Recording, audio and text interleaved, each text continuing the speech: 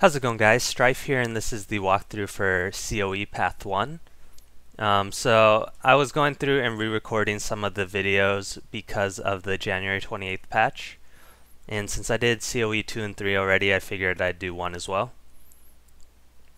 So for this path, Subject Alpha is actually the easiest of all 3 paths because you don't need to dodge the big red rings that come out in Path 2 and 3. His only 2 attacks are the Flame AoE and that Conal Ground attack, which you can avoid by standing in his body. So you pretty much just stand on him and melee him. Not a big deal.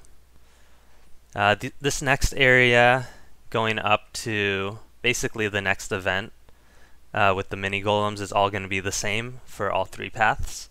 So if you're familiar with this, you can skip ahead.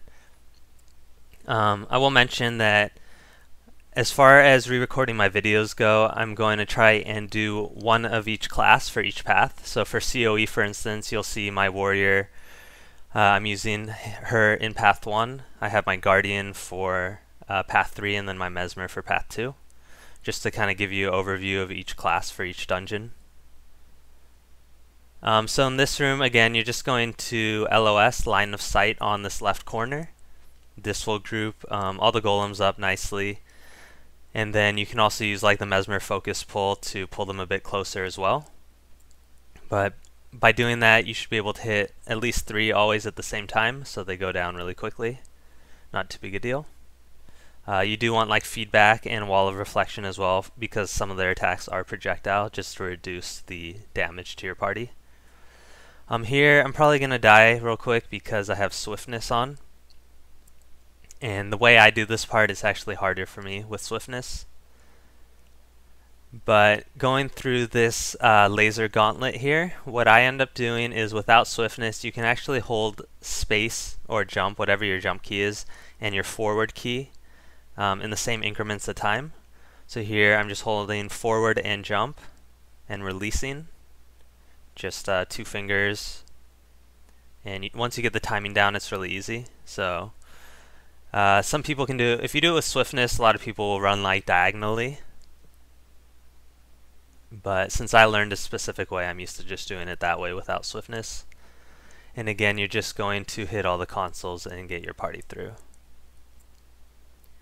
This Golem Fight up here, if you've seen my other 2 videos, the main skills you want are on Mesmer and Guardian. So Guardian, you want Wall of Reflection, Shield of the Avenger, and then Stability. For Mesmer, you want feedback, and then Arcane Thievery, and possibly your Phantasmal Disenchanter, or just Signet to spread the boons. So by doing that, you can actually reflect the boons from the cannon. A few will get through, and for that you have Arcane Thievery, and then the 3rd auto attack on your Mesmer's normal one-handed sword. So you'll see we're removing the boons from this golem without having to kill the turrets. If you don't have reflection, you really would just want to focus on the protection turret because that's the one that makes you kill slower.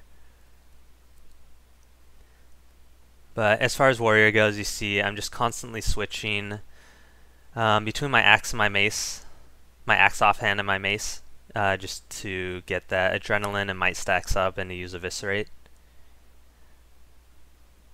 But overall, not too hard of a fight. Also, another thing to note is when the golem starts spinning, just run behind it and you won't get knocked back or damaged. Alright, so from here, so this is different than Path 2 and 3. There's a different golem event. We do the 1-4 method, so what's going to happen is one person's going to activate the security console, which I'm going to do to show you. So you'll see I'm just channeling up very slowly. The other 4 members are going to clear the golems that come towards here. Like all the mini golems, they just, once they are in close proximity to you, they start charging. You have maybe 3 seconds to kill them before they explode. But not too hard, especially with 4 people. Once I finish that security console, we're going to run over to this corner, pull the 2 golems that spawned next to us over to us with the Guardian Greatsword pull or Mesmer focus, and then the 3rd one that was on the other side will walk up to us since we LOS'd it on the corner or behind this little pillar. So once you kill those 3 golems, we are going to do the second part of the 1-4 method, which is the 4 part. What's going to happen here is I'm going to be the only person defending.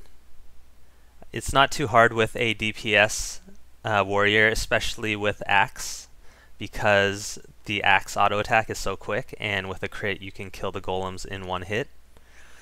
And then you saw I also used like my axe 5 to spin around and clear out a big group of them as well. But overall not too hard. You saw there they all finished, so the top right corner it was at 1 of 5 security. Like consoles, it went to 5 of 5, and we can just run through and not fight the rest of the big silver golems that spawned. So it makes that part very quick by doing it the way we did it. As long as you have like 1 DPS warrior, you can do it that way. So once we get into this room, we are going to fight the second subject alpha. The second alpha fight, again, pretty much the same as the first one, except he's going to put someone in a purple crystal. If you're all in melee range, it's not a big deal because you naturally cleave or AoE DPS the person who's trapped. And then you saw there we voted to let the Inquest die. If you don't let them die, you have to fight all these mobs that just died from the explosion, which are actually harder than Subject Alpha. The benefit of fighting them is you get the bomb to use on Subject Alpha, which will pretty much take 50% of his HP. But since he's so easy in the first place, it's better just to let the Inquest die. So again, you always want to put Subject Alpha or any mob or boss against a wall. So there we used Mesmer Great Sword Push to do that.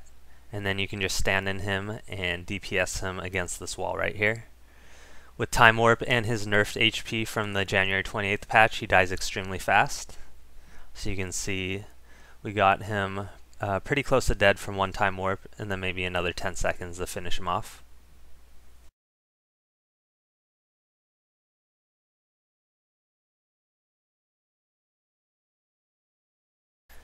Now in this next room you're going to fight a boss named Bajarl.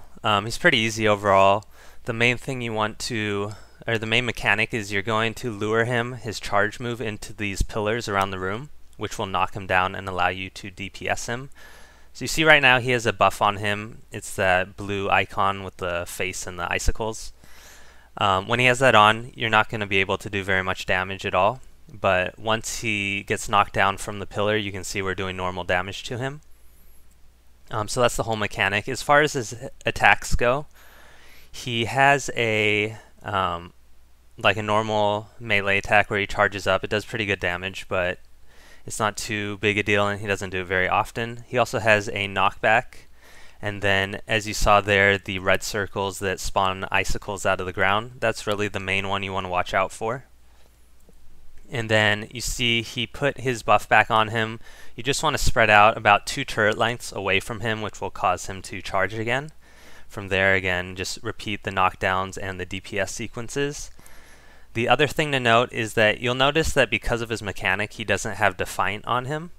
So you can actually chain knock him down, which we're doing right now, to extend the duration where he is outside of his buff phase where you can't DPS him very well.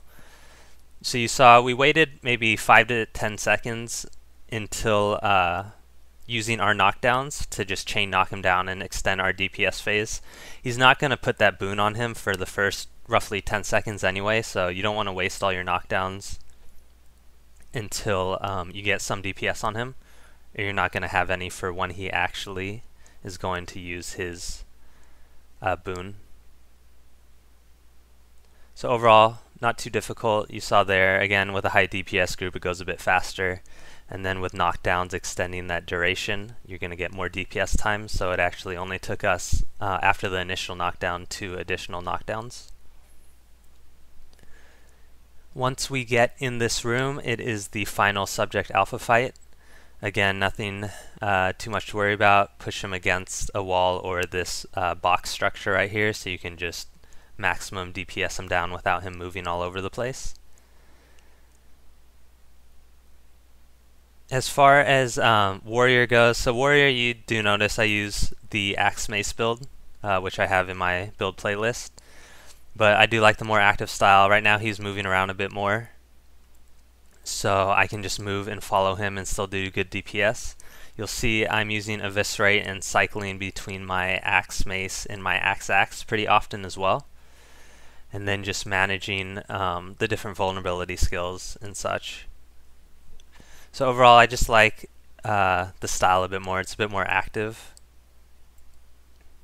Again, because you're moving around and you're constantly swapping weapons and using various skills rather than just like Whirlwind and 100 Blades on Greatsword. But overall, just a preference. Here again, finish off the alpha essences, watch the video, and then that will be it for COE Path 1. So thanks for watching.